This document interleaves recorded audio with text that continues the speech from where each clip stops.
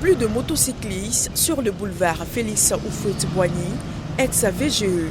Un décret pris par le ministère des Transports pour réduire le taux d'accident de la circulation ou ces engins à 2 et 3 roues sont la cause d'environ 50% des accidents. Cette rencontre avec les acteurs du secteur de la livraison et de la messagerie a permis de présenter le nouvel itinéraire prévu provisoirement par l'OSER. Le plan dont il est question, il part précisément du carrefour à Bousson jusqu'au carrefour Ancien Koumassi. Ce plan, on n'a pas interdit l'accès total. On permet aux motos de franchir la voie aux différentes sections de carrefour où c'est permis de circuler sur les bretelles également. Selon le directeur général des transports terrestres et de la circulation, toutes les dispositions seront prises pour le respect du décret par les usagers de ces engins. On commence d'abord par la sensibilisation, on va étendre la sensibilisation, mais après le contrôle routier se fera. Les agents des forces de l'ordre commis au contrôle routier seront là pour faire respecter la réglementation. Là, il va falloir qu'on finisse les concertations. On a une période pour ces concertations. On a une période pour l'implantation des panneaux et c'est après ces différentes étapes-là que la mesure sera effectivement mise en œuvre.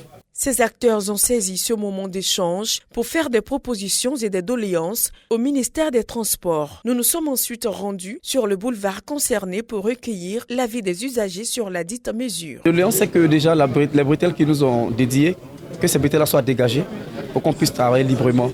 Et encore qu'il essaie aussi de voir avec les autres automobilistes pour les voies où il n'y a pas de voie dédiée pour nous, puissent nous respecter la vie humaine parce que ces gens-là aussi font beaucoup de dégâts. Les pistes cyclables, il n'y en a pas assez. En Côte d'Ivoire, il y a seulement une piste cyclable sur le pont des Gaules. Et donc on veut que ça s'accentue avec les nouvelles voies qui sont créées. Il faut qu'on arrive à implémenter les pistes cyclables. D'après, si je crois bien les statistiques, il y a 37% des accidents qui sont dus aux motos. Mais les 63%, c'est sûrement dû aux véhicules, aussi les poids lourds. Mais surtout l'indiscipline des automobilistes. On dit que les motos roulent très mal. Non, moi je ne suis pas d'accord. Moi je roule très bien. Non, mais quand c'est ça, c'est de voir, c'est pas normal. C'est ça qu'on mange, c'est notre gagne-pain qui est là. Mais si elle interdit d'un peu rouler si la voie principale, maintenant on mange comment?